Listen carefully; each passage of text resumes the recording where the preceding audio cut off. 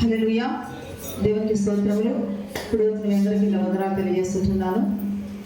గతించిన కాలం అంతా దేవుని యొక్క రెక్కల చాటుగా భద్రపరచబడి మరి విశ్రాంతి దినములో ఆయన సన్నిధిలో కూడుకుని విధముగా ఆయన స్తుతించే అవకాశం ఇచ్చిన దేవునికి మహిమ కలుగును గాక.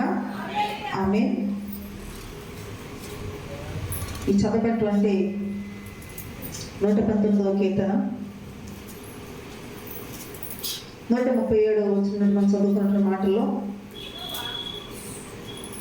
139 చదువుకున్నాం. 139. నా విరోధులు నీ వాక్యములు మర్చిపోదురు, కావున నా ఆసక్తి నన్ను భక్షించుచున్నది. ప్రార్థన చేసుకుందాం. పరిశుద్ధమైన మా తండ్రి, మహోన్నతుడ, సర్వోన్నతుడ, జీవాధిపతి, నీ ఘనమైన నామను బట్టి స్తోత్రాలు చెల్లిస్తున్నాను. గతించినటువంటి ఈ ఆరాధన కార్యక్రమంలో ఈ ప్రసన్నతను మాతో కూడా ఉంచి జరిగించినందుకు సమస్త మహిమ ఘనత ప్రభావం మీకు మేము ఆరోపిస్తామన్నా తండ్రి. ఈ సమయం ముందు వాక్యాలు గెలుచున్నాము.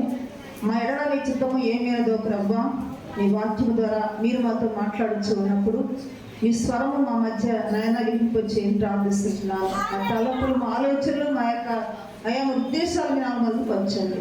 ఇప్పుడు వచ్చిన ప్రతి బిడ్డతో మాట్లాడండి. ఎన్నికడలో ఈ మాటలు, ఈ స్వరము ఎంత దూరం వెళ్తున్నది నా ప్రభా. ప్రతి వారు కూడా నాయనాన్ని వాక్యం విని వారు దివించబట్టి కృపతో ప్రార్థిస్తున్నాను. ప్రభా, చుట్టూ ఆటంకపరిచే దురాత్మ సమూహములు వేస్తున్నాము, లైపరచండి. మమ్మల్ని తగ్గించుకుంటూ మిమ్మల్ని హెచ్చిస్తూ ఈ కార్యక్రమం చేత సమర్పిస్తుండగా మీరే నడిపించి మహిమాగంత ప్రభావం పొందమని క్రీస్తు నామములో ప్రార్థిస్తున్నాం తండ్రి. ఆమేన్. ప్రియులారా, మరి సమయంలో చదవబడినటువంటి లేఖన పాట మనం చూస్తూ ఉన్నట్లయితే మరొకసారి చదువుకుందాం. 139 వచనము. నా విరోధులు నీ వాక్యములు మర్చిపోదురు, కావున నా ఆసక్తి నన్ను భక్షించుచున్నది. హల్లెలూయా. దేవుని యొక్క వాక్యాలకు వెళ్ళే ముందు పోయిన వారి మాటలు ఒకసారి చేసుకున్న వాక్యాన్ని బెస్సలేల గురించి మనము ధ్యానం చేస్తున్నాము. విషయం ఏంటంటే, మన సంగతులు మన నిర్లక్ష్యం నిజంగా ఎక్కడ ఉండదండి. ఎంత నిర్లక్ష్యం అంటే దేవుని యొక్క వాక్యం అన్నా, దేవుని యొక్క ఆరాధన అన్నా ఎంత నిర్లక్ష్యం ఇస్తున్నారంటే, నేను చూస్తున్నాను ఆరాధన చేసేటప్పుడు అందరూ కూడా చాలా మంది, తక్కువ మంది మాత్రమే దేవుని ఆరాధిస్తున్నారు. పేదలు కదపట్లేదు, చెప్పట్లేదు, సున్నుండలు చేసినట్టు చేస్తున్నారు. అంటే దేవుని యొక్క మంత్రం అంటే అంత నిర్లక్ష్యం ఏంటండి. యవనస్తురాలు నేను చూస్తున్నాను, అమ్మాయిలు కూడా అబ్బాయిలు కూడా. మరి ఎందుకు, మరి ఒకవేళ ఇష్టం లేకపోతే బయట కూర్చుండి ఆరాధన అయిపోయే వరకు సమస్య లేదు. మీరు బాధపడతారని చెప్పలేదు కానీ ఎందుకు ఆరాధన మట్టి బొమ్మలాగా నిలబడి చూసారంటే బయట కూర్చోండి, ఆరాధన అయిపోతుంది, లోపల కూర్చోండి. నేనేం అనుకోదు. ఆరాధన సమయంగా మీరు అగౌరవపరుస్తున్నారు, దేవుని నామాన్ని వచ్చిన చేస్తున్నారు. టైంపాస్కి వస్తున్నావండి, మాట్లాడావా? మీకు మాట్లాడలేదు రాదా? చెప్పండి. చేతులకు ఓపిక లేదా? నువ్వు నీ దేవుని మందిరానికి వెళ్ళినప్పుడు నీ ప్రవర్తన జాగ్రత్తగా చూసుకొని బైబిల్ చెప్తుంది కదా. దేవునికి మందిరం వచ్చినప్పుడు ఎందుకంత నిర్లక్ష్యం నీకండి? ఎవరైనా కొత్తగా వచ్చిన వాళ్ళు నవ్వుతున్నారు, హేళన చేస్తారు తెలుసా? మీ పద్ధతులు చూసినట్లయితే ఇది సరైనది కాదు, మీరు కొత్తగా రావట్లేదు, మీరు బాధపడదని చెప్పలేను కానీ ఇది ఎంత మాత్రం మంచి పద్ధతి కాదు నేను అంటున్నాను. మీకు వాక్యం వెళ్దాము. ఇక్కడ దావీదు మాట్లాడుతున్నాడు అండి. ఏమంటున్నాడు? ఎవరు దేవుని యొక్క వాక్యం మర్చిపోతారట? చెప్పాలి మీరు. విరోధులు మర్చిపోతారట. మనం విరోధులమా మిత్రులమా? చెప్పండి. దేవునికి విరోధులమా, దేవుని పిల్లలమా? మరి దేవుని యొక్క వాక్యం వింటున్నప్పుడు దేవుని వాక్యం ప్రవర్తించినట్లేదంటే మర్చిపోతారని మనం ఏమవుతున్నాం ఈరోజు? చెప్పుకోవటం కూడా సిగ్గుగా ఉంది మాట చెప్పాలంటే. ప్రియులారా, దేవుడికి మన విరోధులు ఉండాలని ఆయన మన కోసం ప్రాణం పెట్టలేదు. అందుకోసం మన కోసం రక్తం కాచలేదండి. మీరు నాకు స్నేహితులే ఉండాలని, మీరు నాకు వారసులే ఉండాలని ఆయన అంటున్నారు కదా. మరి దేవుని యొక్క వాక్యాన్ని ఎక్కడ పెడుతున్నాం మనము? కాబట్టి పరిశీలన చేసుకోవాలి ప్రియులారా. ఈ మాట మనం చూసినట్లయితే దావీదు అంటున్నాడు కదా, నా ఆసక్తి, చదవండి, నా ఆసక్తి నన్ను భక్షించుచున్నది. హల్లెలూయా. దేవుని యొక్క శ్రద్ధలు ప్రియులారా, మనం ఏం కలిగి ఉండాలట?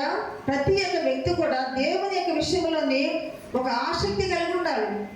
అంటే దేవుని పట్ల అతనుకున్నటువంటి కోరిక, అతనుకున్నటువంటి ఆసక్తి ఏం చేస్తుందంట? భక్షించేస్తున్నాడు. చూడండి, ఒకరి ఆలోచన ఏం చేస్తుందంట? వాళ్ళని నిజంగా నిలవనివ్వదు కదా.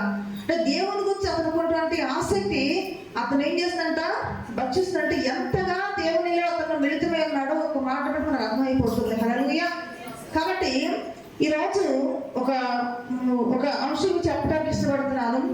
ఏ పని చేయాలన్నా మనకి ఏముండాలి చెప్పండి? ఆసక్తి కాదు, ఇంకా శ్రద్ధ ఉండాలి కదా. దాని మీద ఏముండాలి? శ్రద్ధ లేకపోతే మనం చేసే పని మీద ఎంత మాత్రం కూడా మనము దృష్టి పెట్టుకోలేము. కాబట్టి శ్రద్ధ అనే దాని గురించి మీకు చెప్పడానికి నేను ఇష్టపడుతున్నాను ఈరోజు.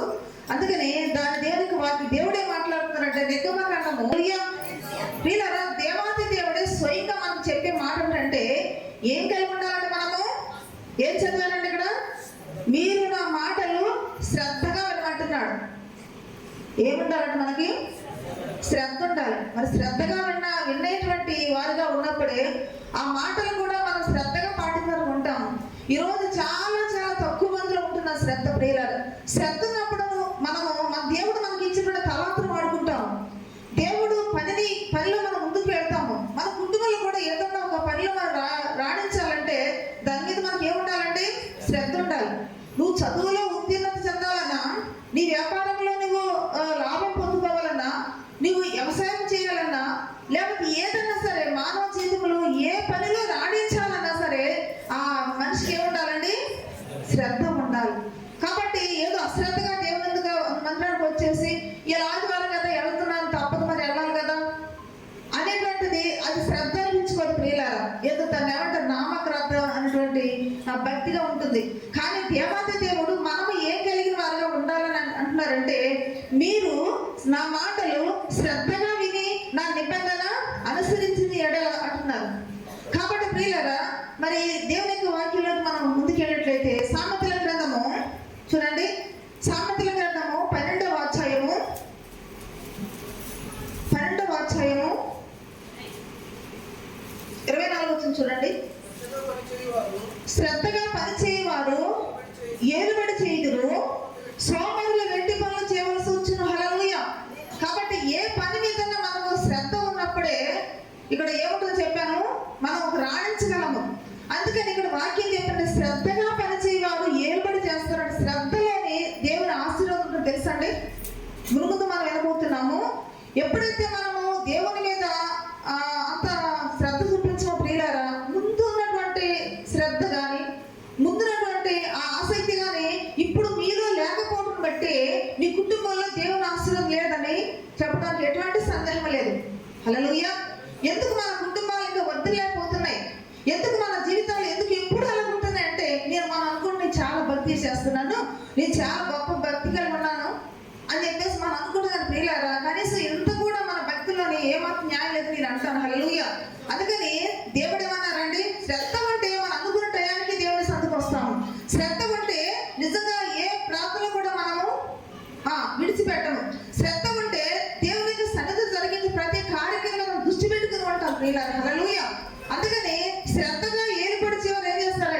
శ్రద్ధగా పనిచేస్తే ఏం చేస్తారంట? ఏలుబడి చేస్తారంట. అందుకని ఇర్మియా గ్రంథంలోని 48వ అధ్యాయంలోని భక్తుడు చక్కగా రాసిన పరిశుద్ధాత్ముడు రాసిన మాట ఏంటంటే 48వ అధ్యాయము ఇర్మియా గ్రంథము 10వ వచనం చూడండి ఒకసారి. యెహోవా కార్యములు అశ్రద్ధగా చేయువాడు శాపగ్రస్తుడగునుగాక. హల్లెలూయా. ఎంత చక్కని మాట ప్రియులారా. దేవుని కార్యముల జీవితంలో అశ్రద్ధ చేశావా? దేవుని విషయంలో అశ్రద్ధగా నువ్వు ఈ లోకంలో ఉన్నావంటే తప్పనిసరిగా నీ కుటుంబానికి శాపం తప్ప దీవెన రాదన్న విషయానికి మనం తెలియజేస్తుంటుంది. కాబట్టి మనం ఏం చేస్తున్నామంటే ఏదో టైం పాస్గా చేస్తున్నాం. అందుకే మన కుటుంబంలో శాపాలు, అందుకే మన కుటుంబాల్లో ఆశీర్వాదం పడలేకపోతున్నాం. ప్రియులారా, దేవుని కార్యాల విషయం మనకి ఏముండాలంటండి? దేవుడు చెప్పారు శ్రద్ధ కలిగి ఉండాలంట. శ్రద్ధ కలిగి ఉంటే దేవుడు నీకు ఇచ్చినటువంటి ఏ పైన సరే నీవు చేయడానికి ఏమాత్రం కూడా అశ్రద్ధ చేయవు. ఈరోజు నీ కుటుంబంలో వచ్చేటువంటి లోటుపాట్లు కానీ, బాధలు కానీ, కష్టాలు కానీ, నష్టాలు కానీ అంటున్నాను కదా, దేవుని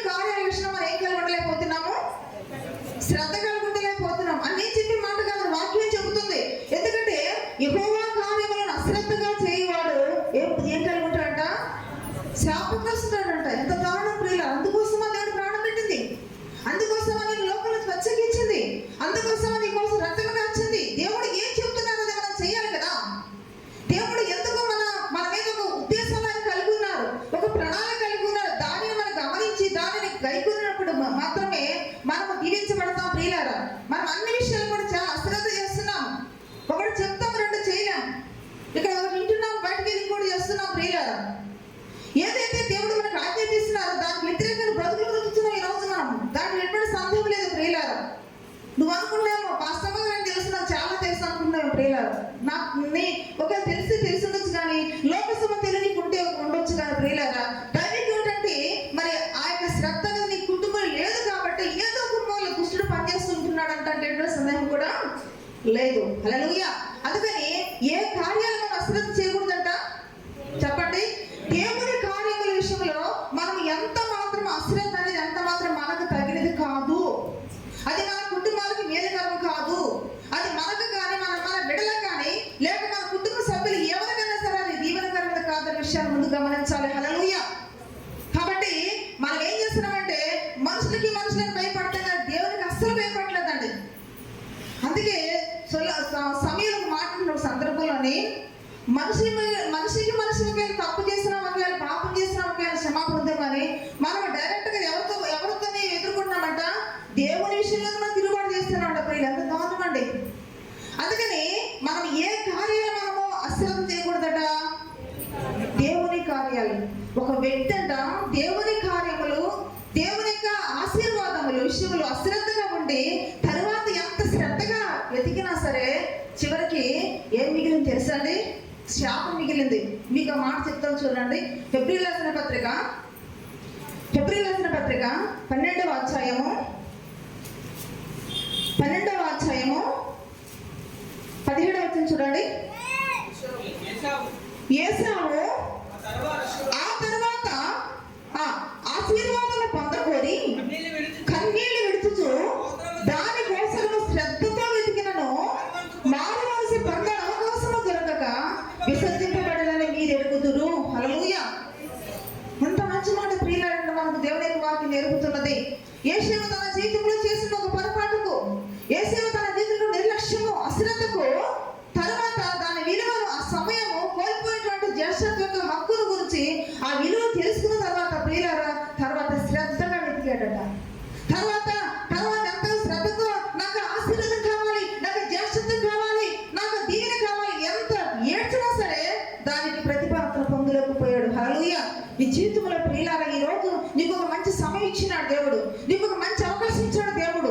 ఈరోజు సజీవుడుగా చక్కగా దేవుని యొక్క సందుకు వచ్చి దేవుని మాటలు విని దేవుని యొక్క సంగ ఆరాధించి దేవుని ఆజ్ఞానుసారంగా జీవించిన దేవుడు మంచి అవకాశం మనకి ఇస్తున్నాడు. దీన్ని మనం ఏం చేస్తున్నాము చెప్పాలి. మీరు అశ్రద్ధ చేసి నీ జీవితంలో అంతా పోగొట్టుకున్న తర్వాత నువ్వు పూర్తిగా దేవుడికి అవకాశం అంతా దుర్వినియోగపరుచుకున్న తర్వాత నువ్వు అక్కడ శ్రద్ధగా వెతికినా సరే దాని ప్రతిఫలం పొందుకోలేమన్న విషయాన్ని గమనించాలి. హల్లెలూయా. అందుకని ఇతను ఏం పోగొట్టుకున్నాడంటే ప్రియులారా